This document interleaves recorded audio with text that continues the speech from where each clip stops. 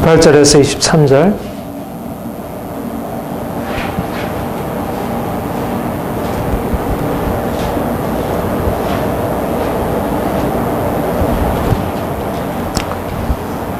자, 우리 함께 읽겠습니다. 시작. 하나님의 진노가 우리로 진리를 막는 사람들의 모든 경건찬음과 우리에 대하여 오늘조차 나타나느니 이는 하나님 안 할 만한 것이 저희 속에 보입니다.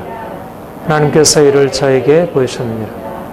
창세로부터 그에 보이지 아니하는 것들 곧 그의 영원하신 능력과 신성이 그 만드신 만물에 분명히 보여 알게 되나니 그러므로 저희가 핑계치 못할지니라. 하나님 말되 하나님으로 영화롭게도 아니하며 남사치도 아니하고 그리고 그 생각이 허망해지며 나는 마음이 어두워졌나니 스스로 지있다 하나 우존하게 되어 썩어지지 아니한 하나님의 영광을 썩어질 사랑과 금수와 버러지 형상의 우상으로 바꿨느니라. 아멘.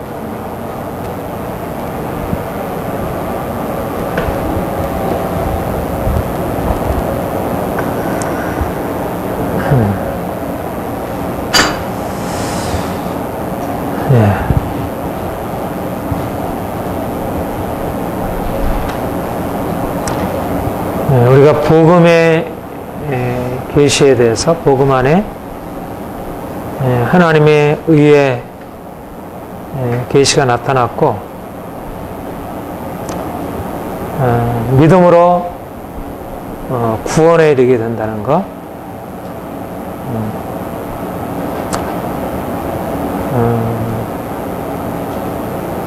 구원은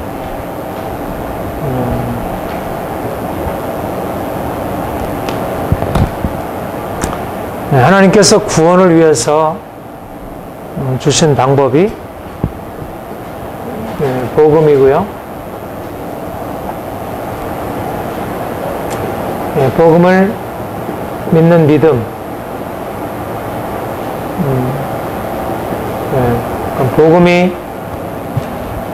복음이 전파되고 복음을 믿고 믿음으로 말미암아 복음에서 약속하신 구원에 이르게 되는 것, 이것이 하나님이 구원을 위해서 하신 일이에요. 그러니까 먼저 복음을 들어야 하고 복음을 깨달아야 하고 또 믿어야 하고 그럴 때 그 믿음을 통해서 구원의 역사가 이르러. 그러니까 우리가 그 구원의 하나님이 주시는 구원에 이르는 것은 이 믿음,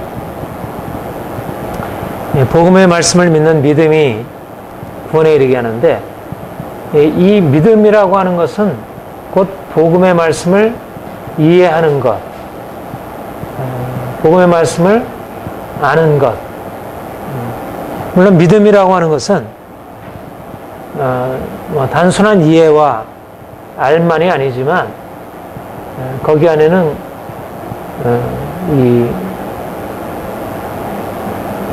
그 복음 안에서 말씀하고 있는 것을 이해하고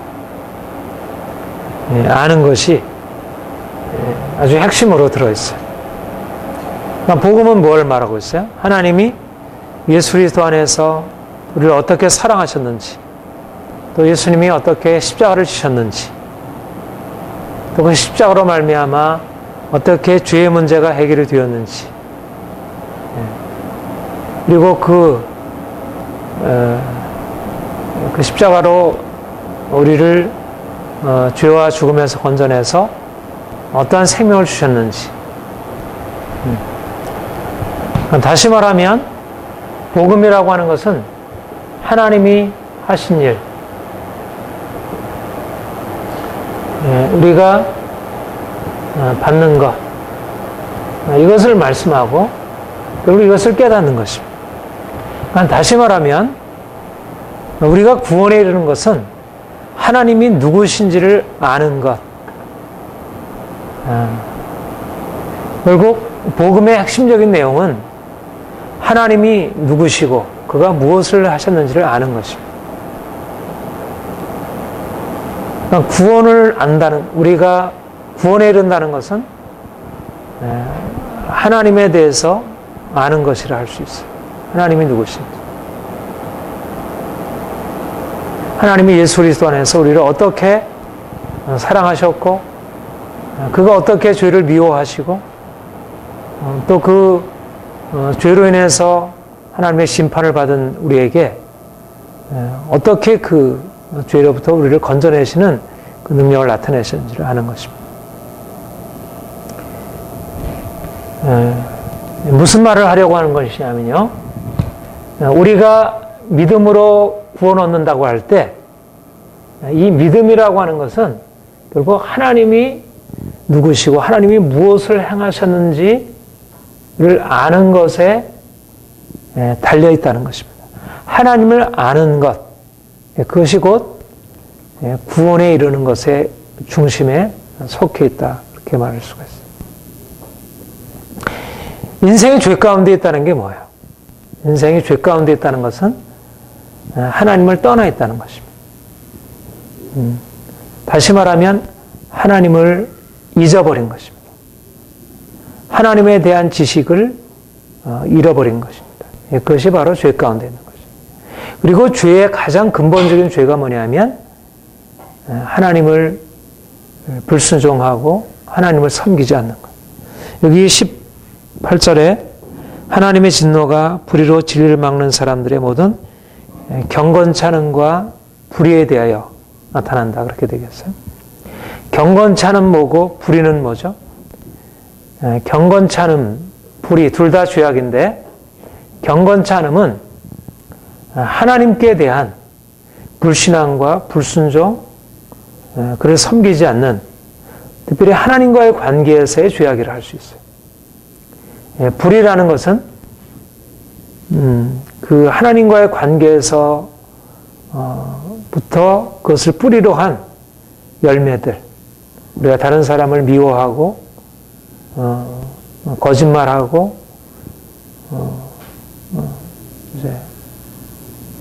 이제 그러한 겉으로 드러난 행위, 어떤 도덕적인 잘못들, 윤리적인 것들, 이런 것들을 불의라 할 수 있어요. 그러니까 모든 윤리적인 행위의 문제들, 부패함들은 근본적으로 어디에 있냐면 하나님과의 관계에서부터 멀어짐으로부터 시작해요. 그러니까 일단은 하나님으로부터 멀어지게 되면 하나님께서 정하신 그 의의 표준을 잃어버리게 되고, 그래서 부패한 삶이 나오게 되고 악한 행동들이 나오게 됩니다. 그러니까 모든 악한 행동들의 근원은 하나님을 떠나 있는 이 불경건, 불신앙에서 비롯된다 할 수 있습니다. 다시 말하면 가장 중요한 것이 하나님을 아는 것이라는 것입니다. 하나님을 알고 그래서 그분을 바로 섬기는 것. 오늘날 우리가 살고 있는 이 시대는 사람들이 하나님을 잊어버리고 살아가는 시대. 하나님 없이. 그러니까 도덕적인 어떤 잘못, 윤리적인 문제보다 심각한 것은 사람들의 마음에 하나님 두기를 싫어하는 것이죠. 하나님을 원하지 않고 하나님에 대한 관심이 없고 하나님을 추구하지 않아요. 그것이 이 시대가 가지고 있는 가장 큰 문제입니다. 뭐 윤리적인 도덕적인 부패와 타락이 있지만 그보다 더 심각한 것은 하나님을 잊어버리고 하나님을 잃어버린 것이에요.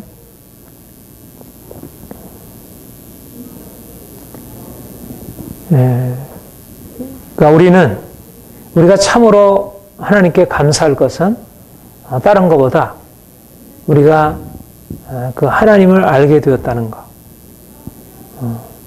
우리도 전에 하나님을 떠나 불경건과 불의 가운데 살아왔지만 하나님이 우리에게 오셔서 예수를 통해서 그분 자신을 나타내셨어요.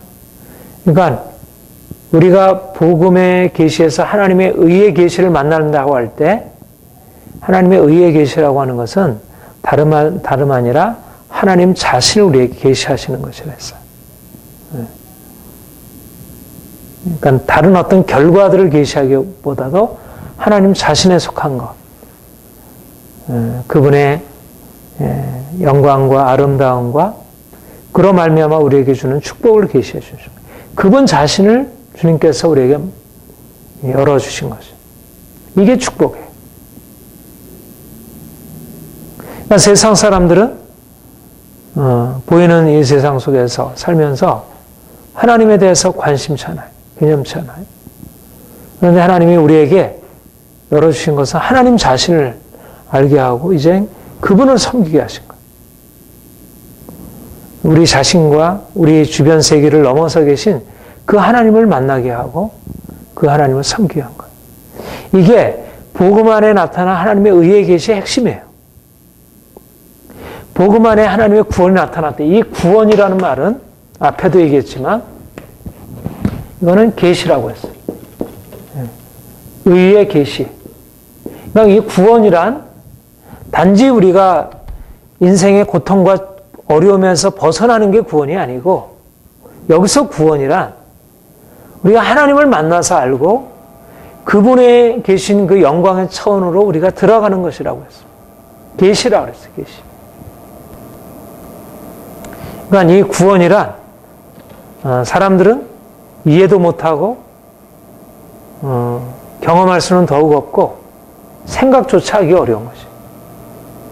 그런데 하나님이 그분 자신을 우리에게 나타내시고 그분 자신 안에 있는 엄청난 생명, 그의 영광, 그의 부요함을 우리에게 다 나눠주신 거예요. 그게 하나님의 의의 계시. 우리 안에 그것을 우리로 알게 하신 거예요. 그분이 가지고 있는 그 영광의 차원으로 우리를 인도하셨어요. 그러니까 우리는 이제 누구보다 우리가 구원받은 자라고 하는 것은 바로 하나님을 알게 되었다는 것입니다.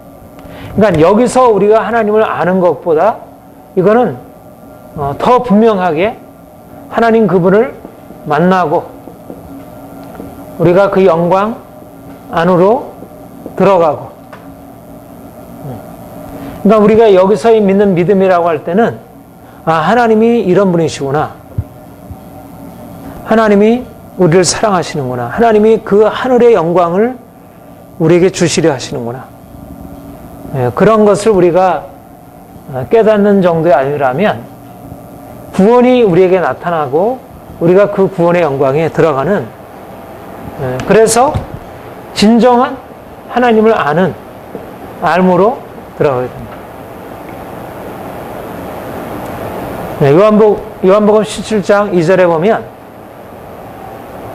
영생은 하나님과 그의 보내신 자 예수 그리스도를 아는 것입니다. 그렇게 얘기를 했어요.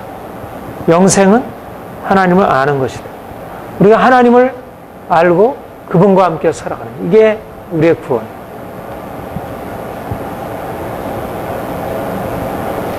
그런데 우리 본문 19절에 보면 여기 하나님을 아는 지식에 대해서 나오고 있습니다. 또 19절 20절 우리 다시 한번 같이 보겠습니다. 시작. 이는 하나님을 알 만한 것이 저희 속에 보이니라. 하나님께서 이를 저희에게 보이셨느니라. 창세로부터 그의 보이지 않은 것들 곧 그의 영원하신 능력과 신성이 그 만드신 만물에 분명히 보여 알게 되나니 그러므로 저희가 핑계치 못할지니라. 여기에 보면 하나님을 알 만한 것이 저희 속에 보임이라. 하나님께서 이를 저에게 보이셨느니라. 하나님을 알 수 있는 것을 하나님이 이미 보이셨다는 거예요. 그리고 그게 어디에 나타났느냐 하면 창세로부터 그의 보이지 아니하는 것들, 그의 영원하신 신성과 능력이 어디에 나타났어요? 그 만드신 만물에 나타났고 분명히 보여 알게 되었다. 이렇게 얘기하고 있습니다. 여러분,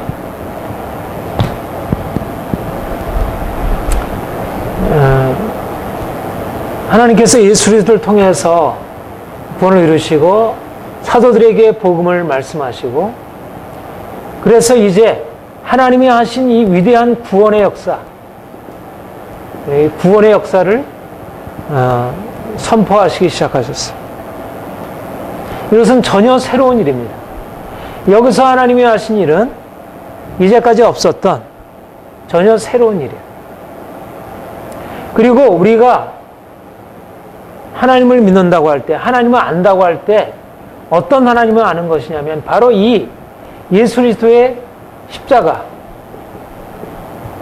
그의 부활로 나타난 이 놀라운 구원의 사실, 이 새로운 창조의 역사를 선포하는 이 복음의 소식을 듣고 그것을 믿는 믿음으로 구원을 얻게 되는 거예요. 그러니까 우리가 복음을 통해서 알게 되고 믿게 되는 것은 뭐냐면 하나님께서 예수 그리스도 안에서 우리를 구원하셨다는 것. 말하자면 구원의 하나님, 새로운 창조의 하나님을 우리가 만나고 그분을 경험하고 아는 것입니다. 그러니까 복음 안에서 계시되는 것은 하나님께서 태초에 천지를 창조하셨느니라.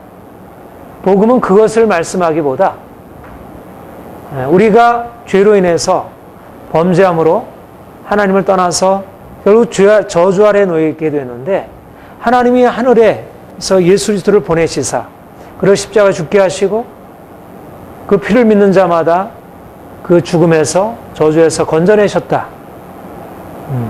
그게 바로 복음의 소식이에요.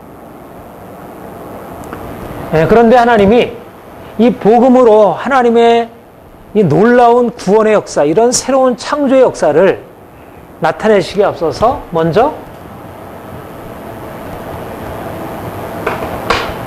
하나님의 세상을 만드시고 하나님의 세상을 만드시고 이 창조 안에 하나님의 영원하신 능력과 하나님의 신성과 능력을 이 안에 나타내셨다는 것입니다.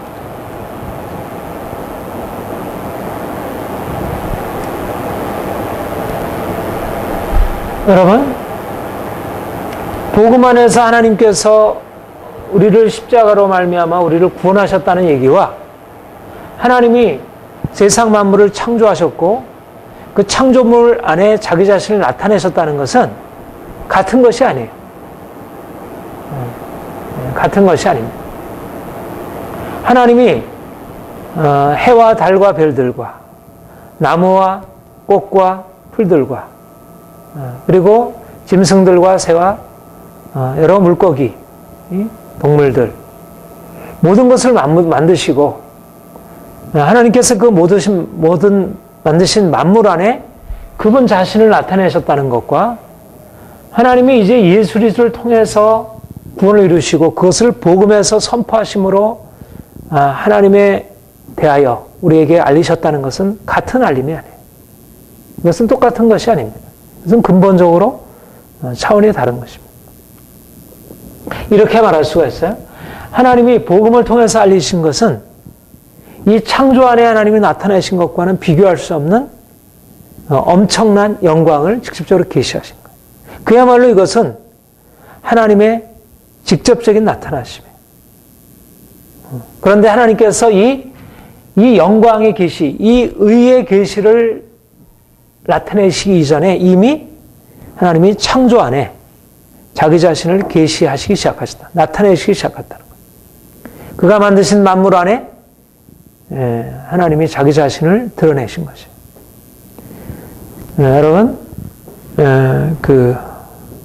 그것에 관한 성경 구절들, 우리가 보통 이제 조직신학에서 이런 것을 뭐 자연계시, 일반계시 그런 얘기로 쓰는데, 그 조직신학에서 그 시편 19편에 보면 하늘이 하나님의 영광을 선포하고 궁창이 그 손으로 하신 일을 나타내는도다. 그렇게 날은 날에게 말하고 밤은 밤에게 지식을 전하니 들리는 소리가 없지만 결국 이것이 온 땅에 이렇게 두루 퍼져 있다는. 하나님께서 만드신 해와 달과 별들과 그리고 낮과 밤과 이 모든 것들이 하나님께서 행하신 일들을 증거하고 하나님이 누구신지를 선포하고 있다는 거예요. 하나님의 영광을 선포하고 있다는 거예요. 그의 행하신 아름다움을 선포하고 있다는 거예요. 하나님이 예수 그리스도 안에서 하나님의 영광을 나타내셨지만, 그리고 그 영광을 온전하게 드러내셨는데, 이미 하나님은 그가 만드신 만물 안에 첫날, 둘째 날, 셋째 날, 여섯째 날, 일곱째 날 인간을 창조하시기까지 만드신 만물 안에 하나님이 그 영광을 나타내시고 알게 하셨다는 것입니다. 그러니까 결국 하나님께서 만드신 만물은 하나님 자신을 보여주는 거울이라 할 수가 있어요. 하나님 자신을 거기서 만날 수가 있다는 거예요. 우리는 무엇보다 복음의 말씀에서, 또 구약에서는 율법 안에서 하나님이 누구신지에 대해서 보다 정확한 그런 지식을 얻게 돼요. 그런데 하나님께서 그렇게 말씀으로, 율법으로, 복음으로 그 하나님을 알리시기에 앞서서 먼저 그가 세상을 창조하신 그 창조물 안에, 그가 만드신 것 안에 자기 자신을 드러내셨다는 것입니다. 굉장히 자연스러운 얘기일 수가 있어요. 우리가 생각할 때 우리가 그런 얘기를 하잖아요. 사실은 이 천지 만물은 하나님의 일종의 예술 작품과 같은 거예요. 정말 너무너무 아름다운 세상을 만들어 놓으셨어요. 우리가 그 아름다움의 신비들을 다 헤아리지 못해요. 우리가 뭐 자연의 신비, 생명의 신비, 한 번씩 가서 이렇게 수족관 가서 보고, 또 이런 아이맥스나 이런 것을 보고 하면, 참 대단하고 굉장해요. 그리고 한 번씩 우리가 아주 경관을 구경하면 정말 놀라운 것을 보게 돼요. 정말 예술 작품이에요. 너무너무 아름다운 예술 작품인데, 그런데 예술가가 예술 작품을, 조각가가 조각을 해서 그것을 만들면 그 작품 안에는 바로 조각가의 모든 것이 다 배어 있잖아요. 그의 성격, 그의 기호, 그의 의도, 그가 좋아하는 것, 그가 추구하는 것, 이런 것이 다 거기에 배어 있잖아요. 나타나 있잖아요. 우리가 만드는 것 안에는 다 그런 것이 다 말하자면 흔적이 있고 그 특성이 거기에 배어 있게 돼 있어요.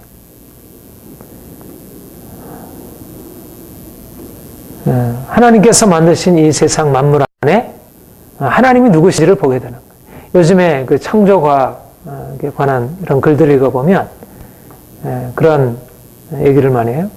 요즘에 이제 창조과학을 얘기할 때, 진화론에 대해서 창조과학을 변증하려고 할 때,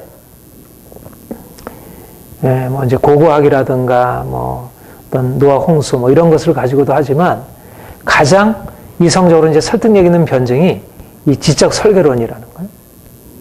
하나님이 만드신 이 세계가 우연히 그냥 우연적으로 이게 나타났다고 설명하기에는 너무나 여기 안에 어떤 누군가 우리가 시계나 이런 집을 만든 걸 보고 이게 우연히 만들어졌다 이렇게 생각할 수가 없잖아요.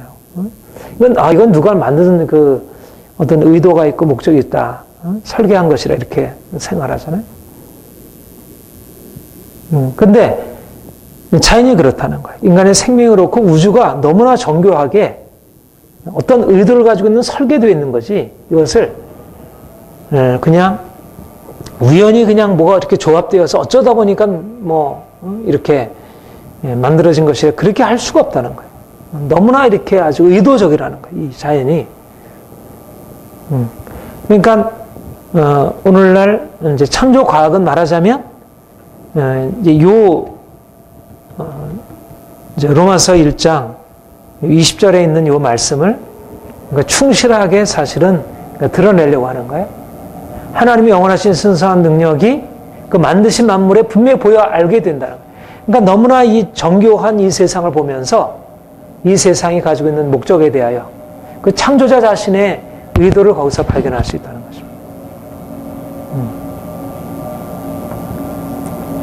것입니다. 이것은 아주 중요한 관점 중에 하나입니다. 하나님이 그가 만드신 만물 안에 자기 자신을 나타내셨다는 것. 그래서 우리는 하나님 만드신 만물을 통하여 그분 자신을 알 수 있게 된다는 것은 아주 중요한, 우리가 하나님과의 관계에 있어서 또 우리가 이 세상과의 관계에 있어서 아주 중요한 관점이에요. 특별히 하나님께서 요즘 시대에 이 현대에 있어서 이 부분에 대해서 굉장히 크게 많은 것들을 열어주시고 있어요. 또 사실상 개신교는 카톨릭 같은 경우에는 자연신학이라 그래가지고 이 자연을 통하여 하나님께로 올라가는 그런 신학들을 아주 그들의 어떤 신앙 안에 아주 중요한 것으로 가지고 있어요. 근데 개신교는 이 말씀 중심이에요. 말씀을 떠나서는 하나님을 알 수 없다고 보는 거죠. 그러다 보니까 사실상 하나님이 만드신 이 만물을 통해서 하나님이 자기 자신을 드러내는 것에 대해서 좀 충분히 그것에 어떤 유익을 많이 얻지 못했어요.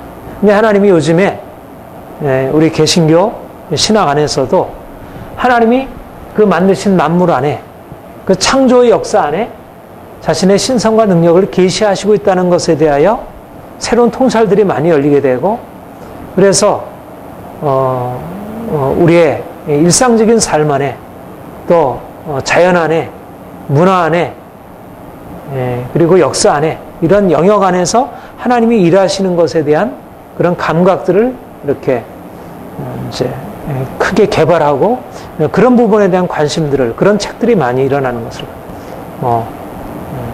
유진 피터슨 이런 분, 또 필립 얀시, 또 달라스 빌라드, 요즘에 하여튼 많은 분들이 그런, 요즘에 경건서적들이 이제 그런 경건서적들이 참 많이 있어요.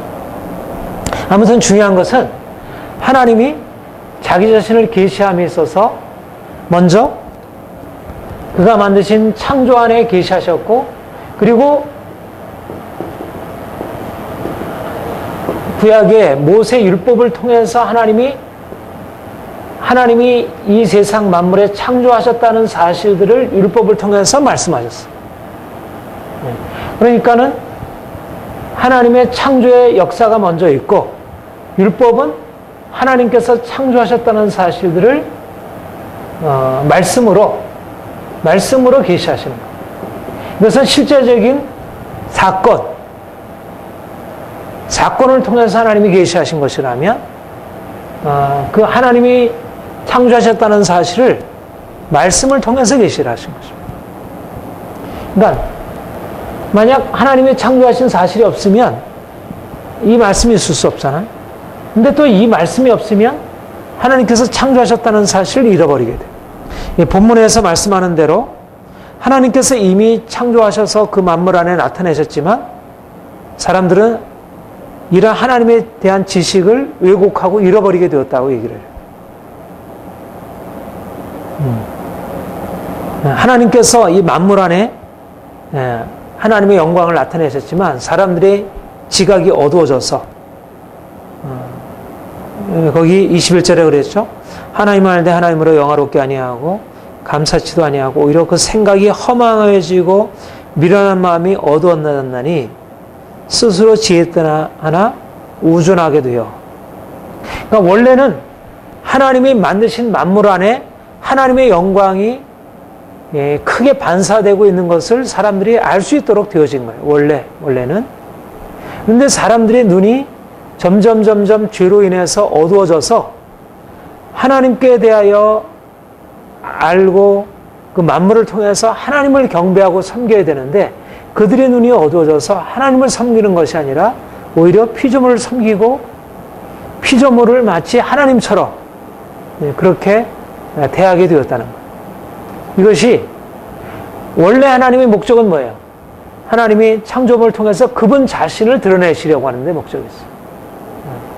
결코 피조물 자체는 해도 달도 별도 나무도 어떤 짐승도 어떤 자연 현상도 그 자체에 신적이지 않고, 하나님은 그것을 넘어서 영원하신 하나님은 그것을 넘어 계시고 단지 하나님의 능력으로 인해서 그런 능력이 여기에 부분적으로 드러날 뿐. 그런데 인생이 어두워져 가지고 자연 안에 나타난 하나님의 영광과 신성을 그것을 마치 신적인 것으로 착각하고 그것을 섬기게 되었다는 거예요. 그들의 눈이 어두워져서 그들의 생각이 어두워짐으로.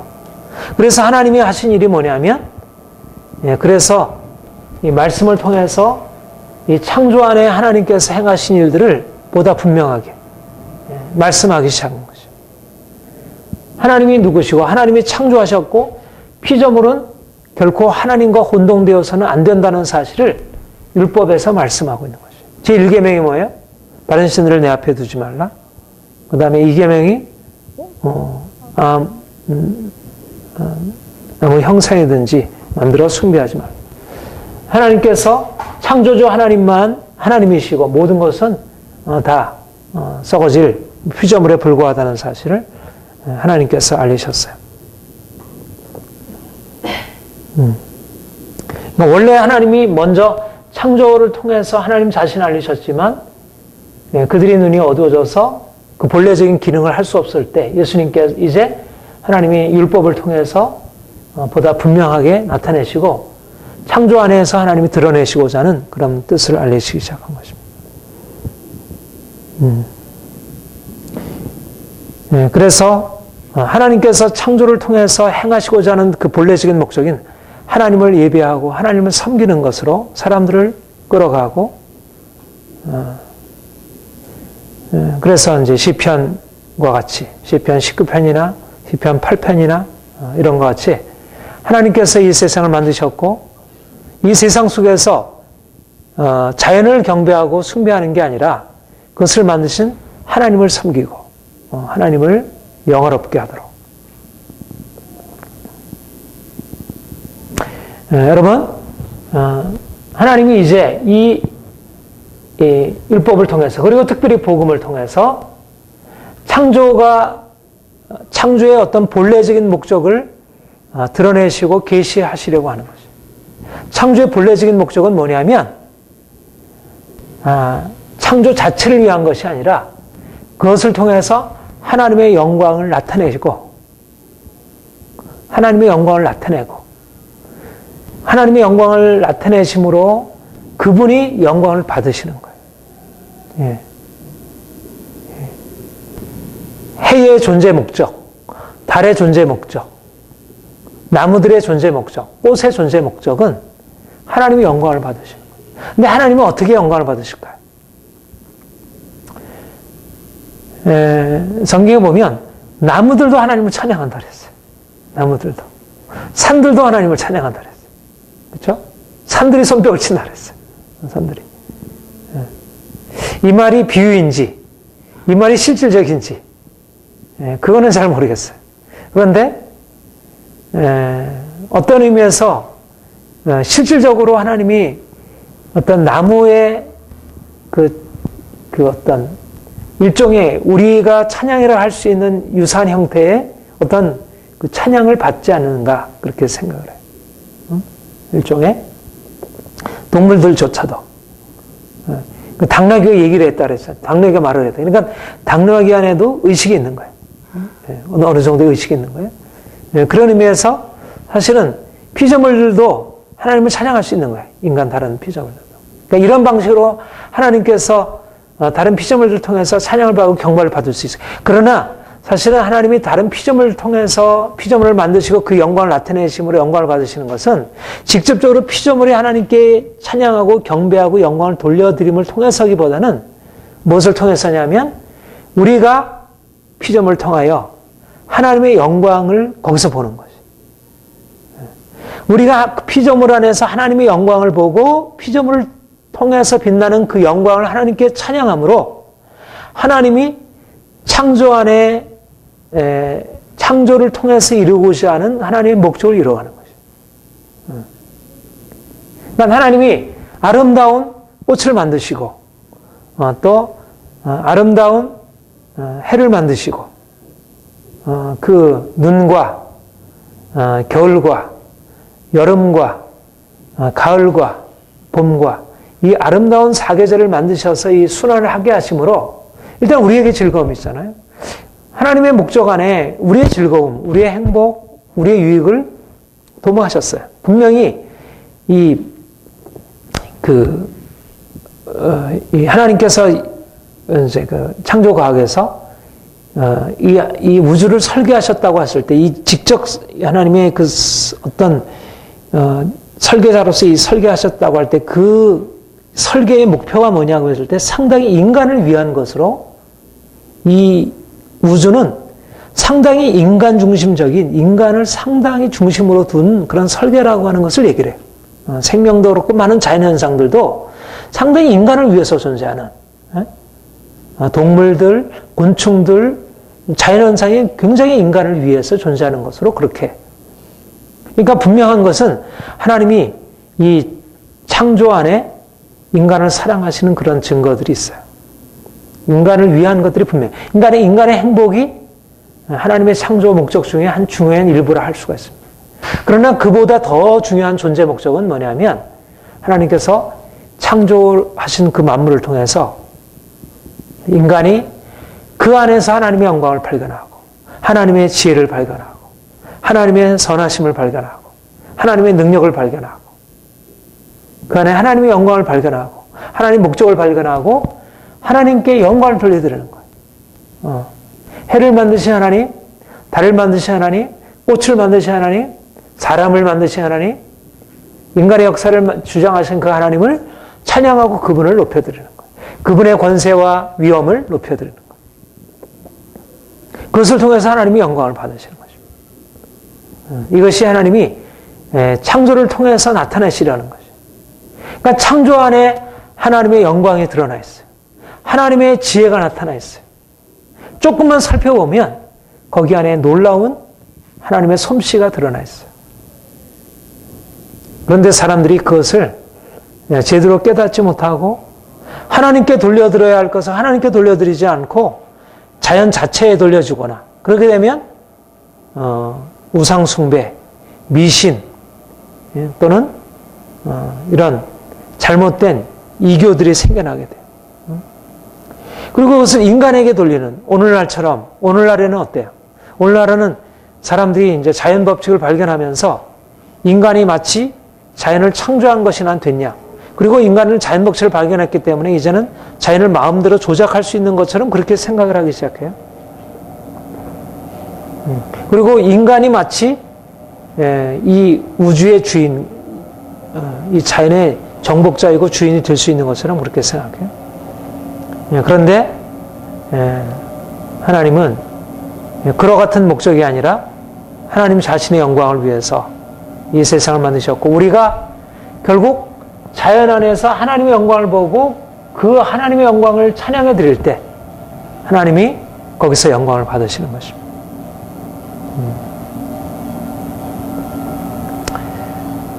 우리는 하나님의 그 행하심을 정말 이렇게 엄청 넓은 영역에서 그분의 행하심을 보게 돼요. 사실 우리가 살아가고 있는 삶의 전 영역 안에 하나님의 행하지 않는 곳이 없다는 거예요. 우리의 삶의 전 영역이 사실 하나님의 솜씨로 가득 차 있다는 거예요. 모두 다. 저는 특별히 요즘에 이 부분에 대해서 하나님이 전에 비해서 많이 좀 이렇게 깨닫게 하시고 많이 묵상하게 하시고 좀 더 이제 더 연구를 많이 하게 하시는데 우리가 하나님을 아는 것은 사실은 전적으로 이 말씀에 의존해야 돼요. 말씀을 떠나서는 우리가 하나님을 알 수가 없어요. 아까 얘기한 대로 사실 이미 하나님께서 이 창조 안에 자신을 나타내셨지만 이 세상 안에 죄가 들어오고 인간의 생각과 인간의 모든 판단이 이미 어떤 이 영적인 어둠으로 이렇게 덮여 있어가지고 하나님이 창조 안에 계시된 그 하나님의 영광과 신성을 바라보지 못하고 바라보아도 이것을 왜곡되게 해석을 하는 거예요. 거기 안에 무수한 하나님의 음성이 들려오고 있고, 그래서 그 음성의 단편들을 얘기를 해요. 많은 종교들이 말이죠. 많은 철학들이 그런 하나님께서 자연 안에 계시해 주신 것을 단편적으로 붙들어서 얘기를 해요.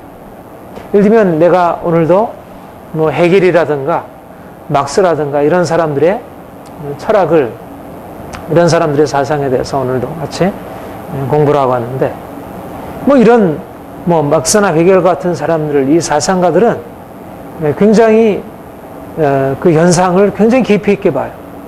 그리고 그 안에서 상당히 아주 깊이 있는 통찰을 해요. 그런데 이미 눈이 어두워져 가지고 거기서 하나님을 발견하지 못하고 오히려 하나님을 부정하거나, 또 성경에서 계시하신 그 하나님이 아닌 엉뚱한 방식으로, 자기 편한 방식으로 그런 하나님을, 그러니까 예를 들면 오늘 헤겔, 내가 헤겔 사상을 전에 철학에서 공부할 때는 그런 걸 또 몰랐는데 오늘 새롭게 아는 사실은, 그 하나님이, 우리가 믿는 하나님은 그 우리의 주님이시잖아요. 절대 주권을 가지신 우리의 주님이죠. 우리는 그분께 복종을 해야 되잖아요. 그래서 우리가 복종함으로 우리는 그분께 영광을 돌려드리고, 또 그것을 통해서 우리에게 한량없는 축복을 경험해요. 이게 하나님과 우리와의 관계. 하나님은 절대자이시고 우리는 그분의 종이고 그분의 피조물이라고 하는 것이 성경의 진리에서 아주 핵심이에요. 그런데 이 헤겔은 어떻게 생각했냐면, 헤겔이라는 이 독일 철학자, 19세기 철학자예요. 19세기 그때 독일 이제 그 사조로서 이 낭만파가 지배할 그때인데, 그 당시 철학자로서 아주 최고의 철학자이죠. 근데 이제 그러니까 이 사람이 생각한 하나님은, 하나님이 그렇게 절대 마치 군주처럼 우리를 지배하고 다스리는 분으로 이렇게 됐기 때문에 오늘날 우리의 삶이 그렇게 억압을 받고 있다는 거예요. 마치 하나님의 절대적인 주권 때문에 이 세상에 억압적인 어떤 정치 제도라든가 그런 억압적인 인간관계가 형성되었다는 식으로 얘기를 해요. 그러니까 하나님은, 그런 하나님은 우리가 우리 삶을 소외시키고 우리의 삶을 왜곡하는 거기 때문에 그런 하나님을 우리가 인정해서는 안 된다. 사랑의 하나님을 얘기된다. 이게 이제 헤겔의 종교 철학의 굉장히 중요한 부분이라 오늘 이제 그거를 배웠어요. 그러니까 어떤 부분에 보면 그 얘기에 일리가 있어요. 실제적으로 우리의 신앙도 그렇고요. 우리의 삶 안에 그런 비슷한 영향력들이 있으니까. 그런데 사람들이 결국 왜곡되어 있기 때문에 이미 하나님을, 말씀 안에서 나타난 그 하나님을 경험하지 못하게 되면, 현상 가운데서 이 창조를 통해서 보게 되면 이 세상에서 발견한 하나님은 어떠냐면 실제로 그런 하나님 같아요. 이 왜곡해 사람들을 누르고 하는 것이 마치 하나님 책임인 것처럼, 그러니까 그런 하나님을 배제해버리고 이제는 우리를 그냥 다 용서해 주시고 그냥 사랑으로 덮어주는 그런 하나님으로 얘기를 해야 된다. 그러니까 그 현상의 문제를 하나님께 그 잘못된 신관으로 이해하고, 하나님을 그런 주인 하나님이 아니라 그냥 사랑의 하나님으로. 특별히 오늘날 현대인들이 그런 생각을 가지고 있잖아요. 하나님이 우리를 주로서 지배하는 하나님은 그거는 성경적이지 않다. 요즘에 현대 신학자들은 대부분이 그렇게. 그게 바로 하나님을 알만한 것이 우리의 삶 가운데 나타났어요. 그러니까 헤겔이 생각하는 것이 우리의 삶 가운데 나타나 있는 것을 가지고 탐구를 하는 거야. 근데 삶을 가지고 이렇게 살펴보니까 사랑의 하나님이라고 하는 것은 뭔가 받아들일 수 있을 것 같은데, 뭔가 우리를 심판한다거나 우리를 다스린다거나 지배한다는 것은 뭔가 하나님 상에 맞지 않는 것 같아요. 그러니까 그 하나님은 제거해버리는 거예요. 그런 게 철학이라는 거예요. 그런 게 종교이고, 불교, 힌두교, 이슬람교 나름대로 다 거기에 진리성이 있어요.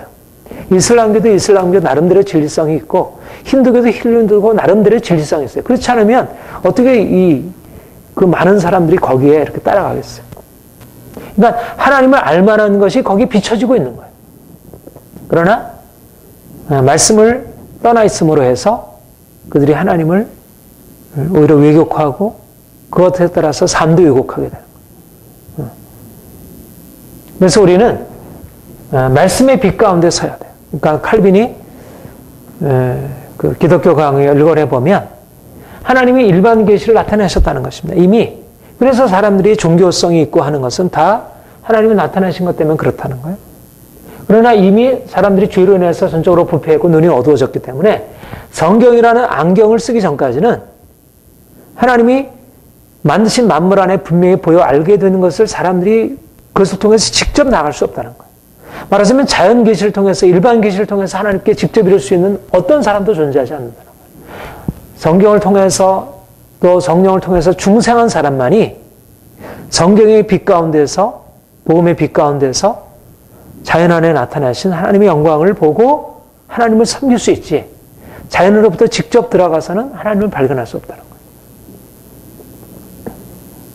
이 점에서 우리는 말씀에 근거한 신앙이 참 중요해요.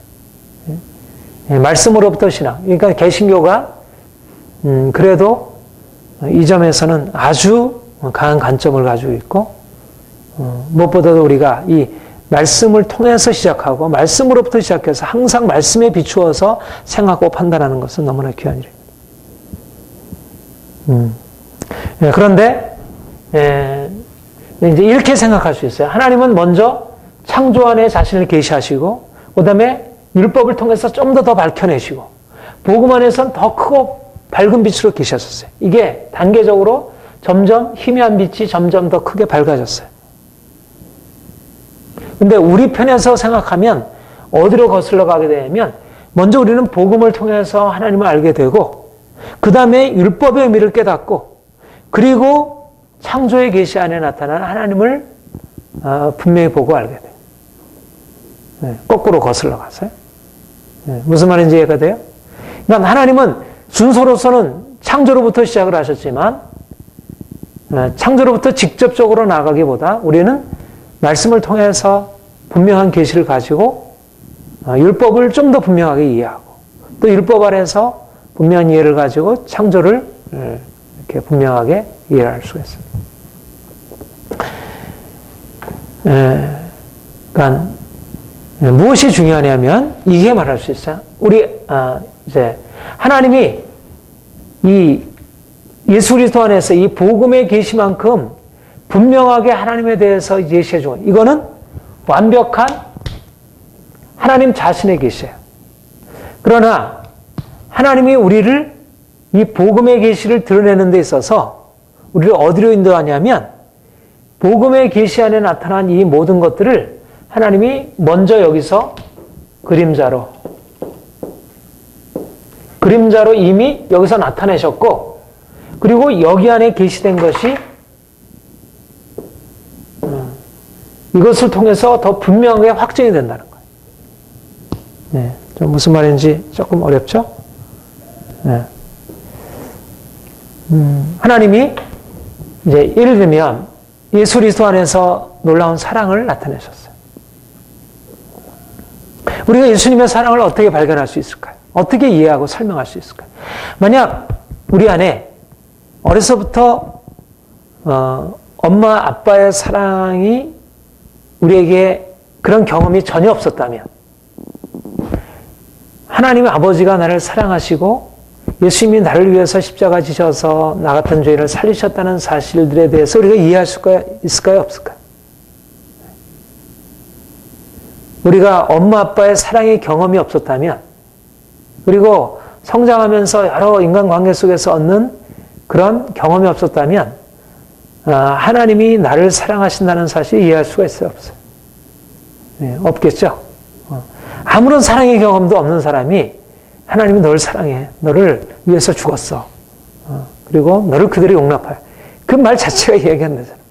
이미 나를 위해서 희생했고 나를 그대로 용납해주고 이런 사랑의 개념은 뭘 전제하고 있어요? 우리가 이미 그 사랑을 뭔가 경험했다는 거예요. 그렇죠? 그와 유사한 사랑을 이미 경험한 거예요. 그런데 우리가 경험했던 것은 어때요? 굉장히 부족한 차원이었어요. 그래도 부족하지만 뭔가 이것과 연관되는 사랑을 경험했던 거예요. 그러니까 바로 이것이에요. 창조 안에 하나님의 신성과 능력이 나타난 것입니다. 그러니까 엄마의 사랑 안에, 아빠의 사랑 안에, 우리의 우정의 사랑 안에, 남편과 아내의 사랑 안에 하나님의 사랑이 부분적으로 이렇게 나타나 있는 거예요. 우리는 그것을 경험하고, 근데 그 사랑을 바탕으로 이렇게 살아가다가 어느 날 갑자기 하나님이 예수를 통해서 내게 오셔서 내가 너를 사랑한다. 내가 너를 위해서 죽었다. 내가 이제 너를 이 영원한 사랑으로 사랑하겠다. 이렇게 말씀하시기 시작합니다. 그러면 앞서 내가 경험한 사랑이 없었다면 하나님의 사랑이라는 것을 이해할 수 없어요.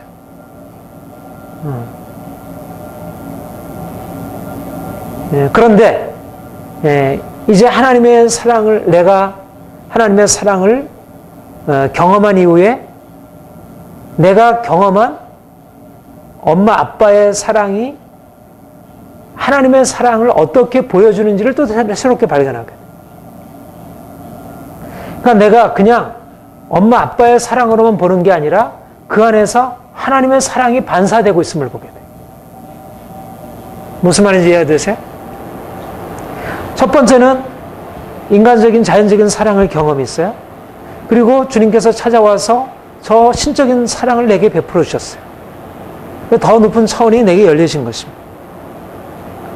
그런데 그 신적인 하나님의 사랑이 이제 어디에서 보여지고 있음을 보게 되냐면 자연적인 사랑 안에 그 신적인 사랑이 이미 나타나고 있는 것을 보게 돼요.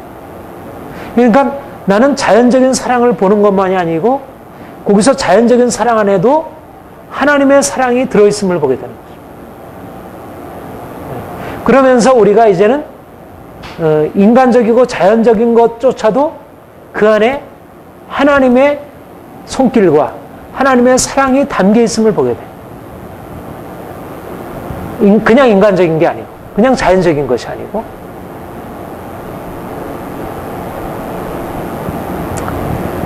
이것이 바로 우리가 예수 그리스도 안에서 하나님을 만나면서 새롭게 열려지는 세계. 그러니까 우리가 이제 복음 안에서 하나님을 만나게 되면 우리가 만나는 세계는 그냥 자연 만물에 불과한데 그 자연 만물이 무엇을 보여주냐면 하나님을 보여준다는 거예요. 내가 엄마의 사랑을 경험하면 엄마의 사랑을 넘어서 있는 더 크고 놀라운 하나님의 사랑을 만나는 거예요. 그리고 아름다운 꽃을 보게 되면 단지 아름다운 꽃만을 보는 게 아니라 그 아름다운 꽃을 만드신 그보다 더 아름다우신 영광의 하나님을 보게 되고 또 그 아름다운 꽃을 만들어주신 하나님의 사랑과 선하심을 발견합니다. 그러니까 자연이 뭐가 돼요? 자연이 단지 그냥 자연이 아니고 그 자연 안에 하나님이 배후에 계시는 것을 발견하는 거죠. 자연을 통해서 하나님을 만나는 거예요. 그런 이해가 뭐예요? 예수님께서 공중나는 새를 보라. 공중나는 새를 보면 그냥 공중내가 새가 날아가죠. 새 한 마리 날아가네. 저게 뭐 까마귀야, 뭐 저게 참새야. 저게 무슨 새지? 저 새가 아주 무리를 지어 날아가네. 우리는 그냥 새라고 하는 걸 보잖아요. 우리는 그냥 자연으로 보잖아요. 근데 예수님은 그 자연에서 뭘 봤어요? 자연에서 하나님을 본 거예요. 날아가는 새에서 그 날아가는 새를 먹이시는 하나님의 선하심과 사랑을 볼 겁니다. 들의 꽃은 우리를 볼 때, 이게 뭐 그냥 잡초에 불과해요.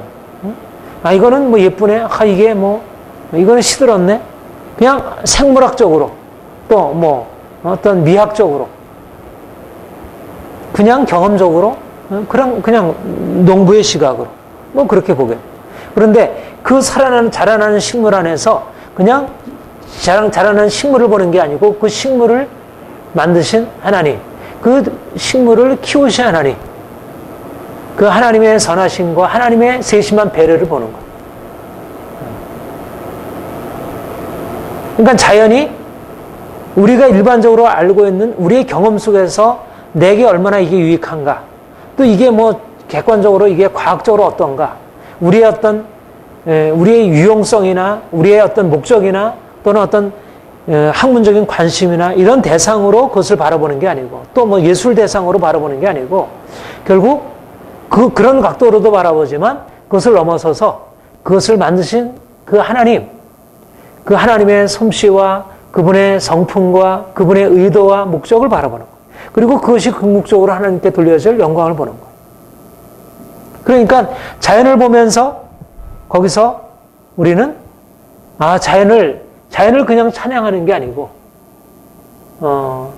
그 자연을 통해서 하나님의 영광을 찬양하는 거죠. 예술가들은 어때요?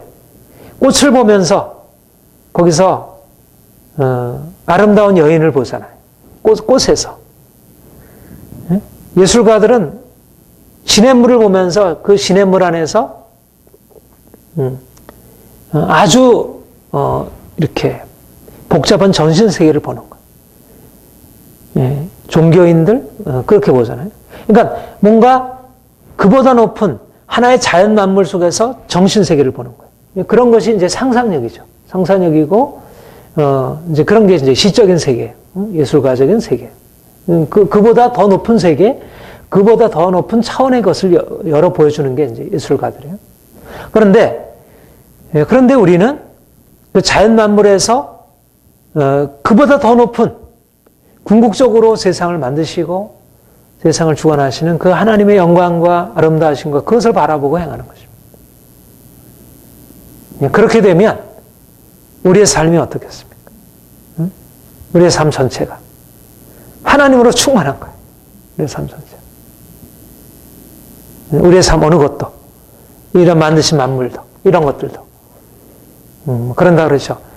이렇게 설거지하면서 내가 또 내 죄를 이렇게 깨끗하게 씻어주시기를 기도하고 그런 그것도 하나의 이제 예들인데, 그러니까 내가 행하는 일 속에서 내가 일상적인 삶 속에서 또 자연물을 보면서 물을 보면서 불을 보면서 사실 그런 우리 예들이 많이 있잖아요. 성경에 글을 보면 우리를 물로 씻어 정케하는 거, 또 불로 태우는 거. 그러니까 자연 만물 안에서 그것이 하나의 예술가적인 상상력일 수도 있지만 실제적으로 하나님이 그 물이나 불이나 기름이나 바람이나 그런 나무나 그런 그 모든 자연 안에서 하나님의 음성이 사실 있는 것이, 하나님의 뜻이 있고 그러면서 우리가 더 하나님의 영광 앞에 더 들어가는 것을 경험하게 된다는 거예요. 제가 이번 주에 요즘 얼마나 정신이 없는지 리포트에 이제 리포트 지금 하려고 책을 한 권 읽었는데 영성신학이라는 책을 한 권. 근데 그 책에 보면 그 책이 이제 요즘에 영성신학이 이제 캐톨릭 안에 이제 그런 게 있어요. 그 묵상하는데 캐톨릭 안에는 그 자연을 통해서 하나님께 나아가는 그 오래된 그런 전통이 있어요. 그러니까 예를 들면 하나님 임재 연습 같은 경우에는 그 로렌스 수사가 자기 일상적인 삶 속에서 하나님의 임재를 늘 생각하면서 이제 하는 거잖아요. 그런 것도 사실은 이런 것과 연관되어 있는 거예요. 하나님의 자기가 행하는 일상적인 사소한 삶 가운데서 하나님의 임재를 하나님의 행하신 것으로 바라보고 하나님을 찬양하고 하나님을 높여드리고 하나님께 기도하고 일상적인 삶으로 또 그 밖에 자연을 바라보면서 산책을 하면서 그 자연을 통해서 하나님을 예배하고.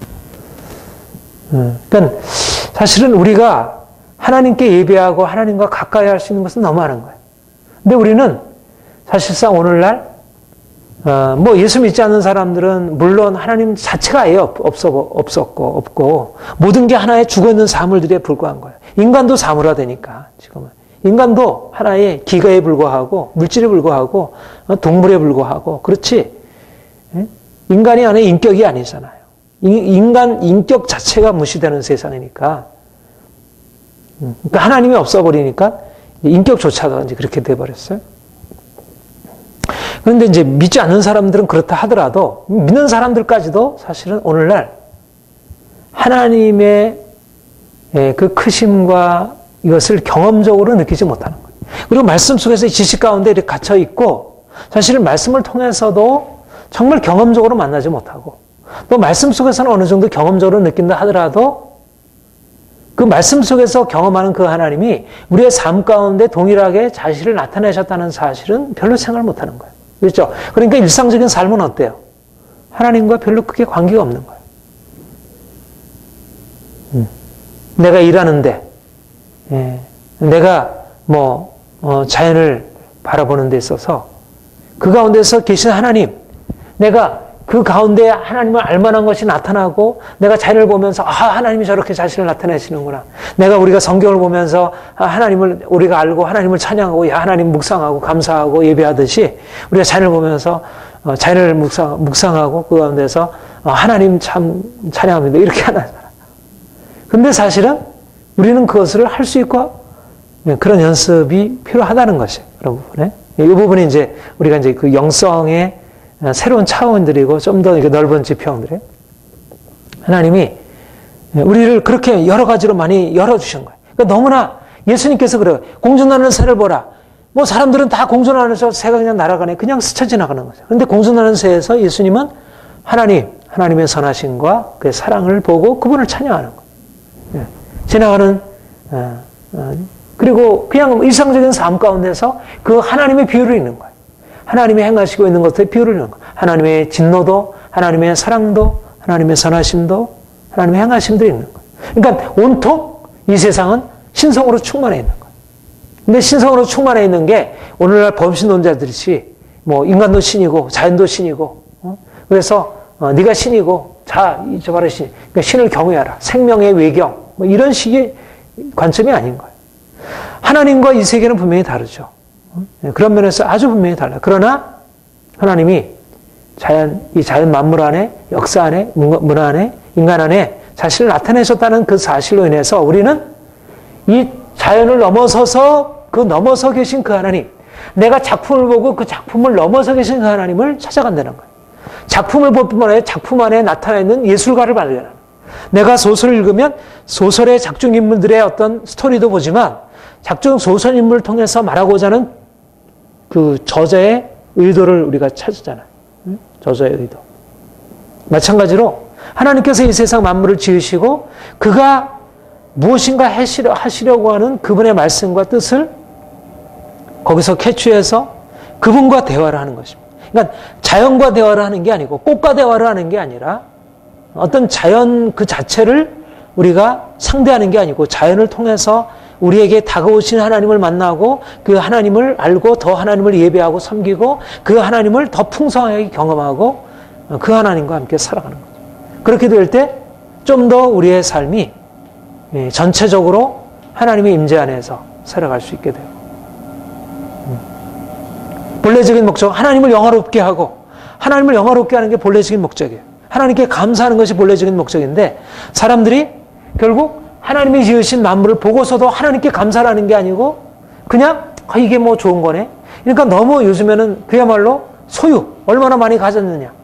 정작 하나님께 감사해야 할 많은 것들, 하나님께 영광을 돌려드려야 할 삶의 풍성들을 다 잃어버리고 살아가는 거예요. 모든 것을 소유로 계산하고. 그런데 우리가 하나님을 정말 알게 되고 하나님의 관점으로 세상을 발견하게 되면 너무나 많은 것들이 사실은 모두 다 하나님의 것이고 모두 다 그 안에 하나님의 놀라운 은총이 우리에게 준. 그러니까 우리는 너무 부자가 되는 거예요. 사람들은 내가 돈이 얼마나 가지고 있느냐에 따라서 내가 내 인생이 얼마나 자유롭냐 그렇지 못하냐를 측정하는데 내가 하나님을 알게 되고 말씀을 통해서 하나님을 만나게 되면 결국 지으신 만물이 다 하나님의 것인데 만물을 통해서 그 하나님을 만나게 되니까 그 하나님을 통하여 내 인생 전체가 너무나 풍요한 하나님의 사랑 안에 있다는 것을 발견합니다. 그러니까 예수님처럼 뭘 걱정하느냐? 공능나는 새를 보라.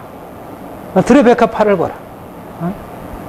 그게 하나의 비유가 아니고 실질적으로 예수님은 들의 백합화를 보면서 하나의 그냥 뭘 얘기를 할까? 염려하지 말라를 우리는 그렇게 하잖아요. 염려하지 말라를 가지고 뭘 얘기를 할까 가지고 예화를 드는 거예요.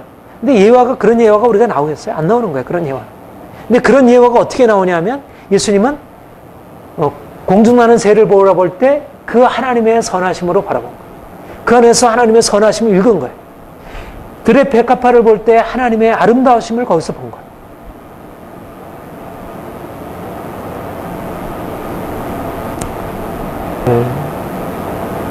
저는 요즘에 하나님이 이런 부분에 대해서 많이 열어주시고 있어요.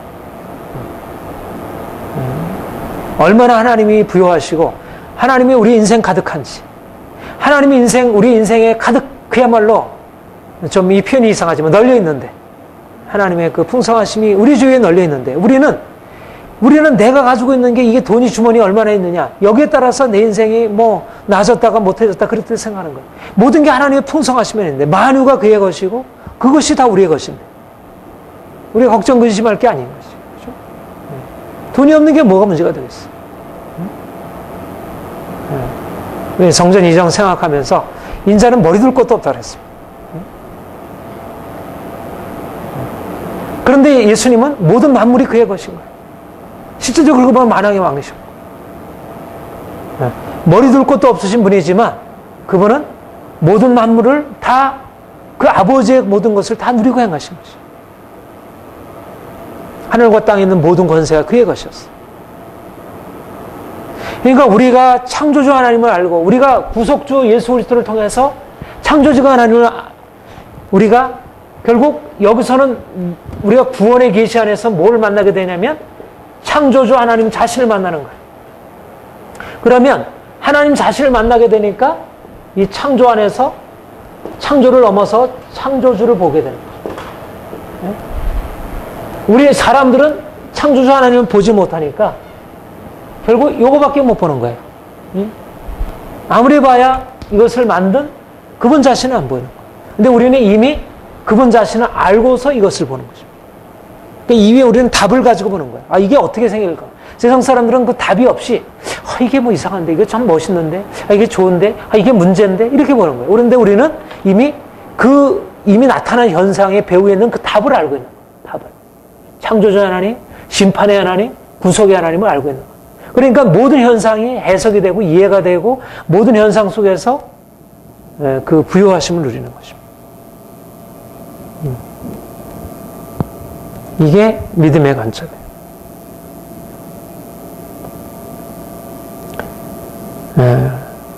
우리가 이제까지 살아왔던 삶의 시각의 전환이 필요해요. 시각의 전환이. 그것은 바로 이 보이는 것을 넘어서서 보이는 것을 통하여 자신을 나타내시는 보이지 않는 하나님, 그 하나님을 만나는 것이 필요해요. 보이는 것은 무엇을 위해서 존재하느냐면 보이지 않는 하나님을 계시하기 위해서 존재하는 거예요. 보이는 것 자체가 아니라. 근데 오늘의 과학적인 사고, 경험적인 사고는 보이는 것을 보이는 것 그 자체로만 해석을 하려고 하고 안에서 의미를 찾으려고 해요. 그러니까 해석이 잘 안 돼요.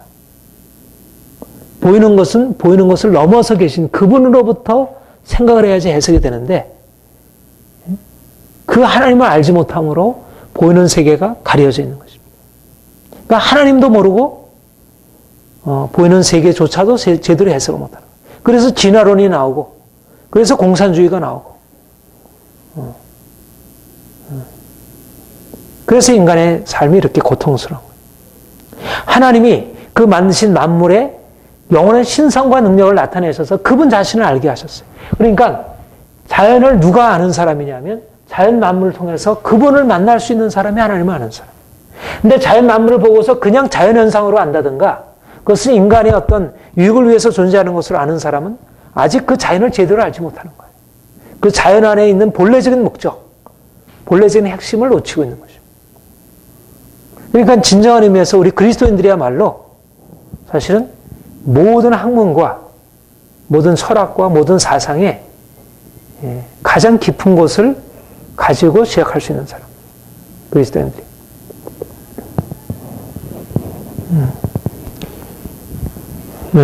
그 히브리서 한번 봅시다. 히브리서 11장.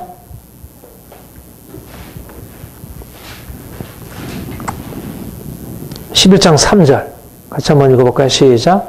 믿음으로 모든 세계가 하나님의 말씀으로 지어진 줄 우리가 아나니 보이는 것은 나타난 것으로 말미암아 된 것이 아니라 보이는 것은 나타난 것으로 말미암아 된 것이 아니라 이 말을 조금 바꾸면 보이는 것은 보이지 않는 하나님으로부터 비롯된 것이라는 것입니다. 보이는 것의 근원은 하나님이시라는 거예요. 보이는 것의 근원은 보이지 않는 하나님이시지 보이는 것의 근원은 진화론이 생각하듯이 보이는 것이 아니라는 거죠. 그 영원하신 신성과 능력이 보이는 것에 만물에 나타나 알게 되었어요. 그러니까 보이는 만물만 아는 사람은 만물을 알지 못하는 사람이고 넘어서 계신 그 하나님을 만물을 통해서 사람이 정말로 제대로 만물을 이해하는 거예요. 하나님이 우리에게 통하여 열어준 것은 단지 예수 그리스도를 통해서 그분만을 아는 게 아니라 결국 이 세상 만물의 비밀이 되는 그분을 만나는 거예요. 그러니까 얼마나 놀라운 축복을 우리가 받았어요. 우리가 그분을 만나서 그분을 아는 것에 그치는 것이 아니라 모든 만물의 근원이 되시고 그 안에 자기 자신을 나타내신 그 하나님을 알므로써 그 하나님으로부터 이 세상을 바로 해명할 수 있고 또 이 세상을 알므로써 더 하나님을 더 깊이 알아갈 수 있고 이게 기독교 세계관이고요. 하나님은 우리의 삶 전체 안에서 하나님이 인정받으시기 원해요. 가장 중요한 요점은 두 가지인데 하나는 우리가 단지 말씀만이 아니라 그가 만드신 모든 만물, 우리의 삶 전체가 하나님을 드러내고 있다는 것. 그래서 우리가 정말 영의 귀가 열려지고 영의 눈이 열려지고 그렇게만 한다면 하나님께서 계시하시는 이 엄청난 이 풍성한 계시로 우리가 우리 인생 전체가 하나님의 그 충만한 것으로 채워줄 수 있다는 거죠. 저는 그러기를 원해요. 내가 지금 신학을 하고 또 뭐 신학과 연관된 그런 뭐 여러 가지 학문들을 하고 또 언어를 하고 뭐 나름대로 이런 일반적인 학문들을 관심을 가지고 이런 문화들에 대해서 나아가는데 내가 원하는 관심은 그것을 통해서 하나님을 좀 더 깊이 만나기를 원해요. 단지 하나님과 별개의 세상이 아니고 하나님 만든 이 세상 안에 하나님이 감춰놓은 하나님 자신의 비밀들을 내가 말씀을 통해서 만난 그 하나님이 여기에도 계시되고 있음을 내가 볼 수 있기를 원해요. 거기에는 이미 많이 가리워져 있지만 여러 가지 주로 인해서 많이 오염되어 있다 할지라도 그래도 그 안에조차도 하나님께서 우리의 삶 전체가 그런 것입니다. 학문도 그렇고 우리 일상적인 삶, 우리 인간관계, 우리의 모든 것이. 그러니까 우리가 알고 있는 일반적인 평가 기준으로서 우리가 경험적으로 바라보면 아는 세상과 결국 하나님이 만드신 그 엄청난 세상 안에 살아가는 것은 달라요. 이 달라스 윌러드가 하나님의 모락이라는 책에서 보면 그래서 세상이 하나님으로 충만한 세상이라 이렇게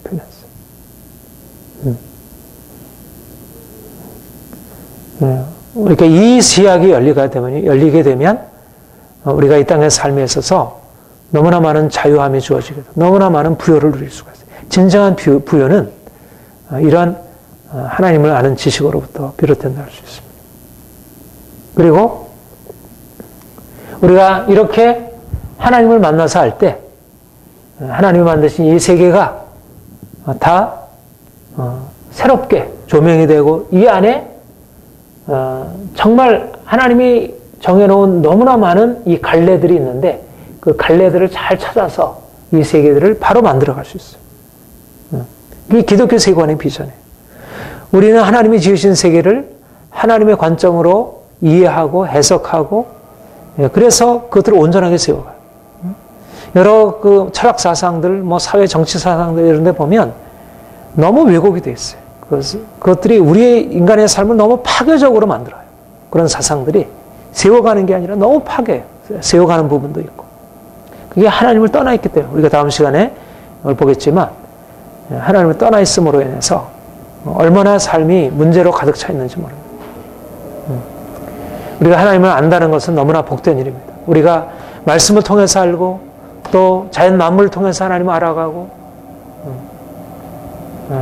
말씀을 통해서 하나님을 또 자연을 통해서 경험하고 또 자연을 통해서 경험한 하나님을 또 말씀을 통해서 더 깊이 경험하고 우리가 하나님과의 계속적인 우리의 모든 삶의 전 영역 속에서 하나님이 우리에게 찾아오시고 가까이 하시고 그래서 우리가 늘 하나님의 임재 안에서 살아가는 그런 삶을 살기 원합니다. 우리 찬송합시다.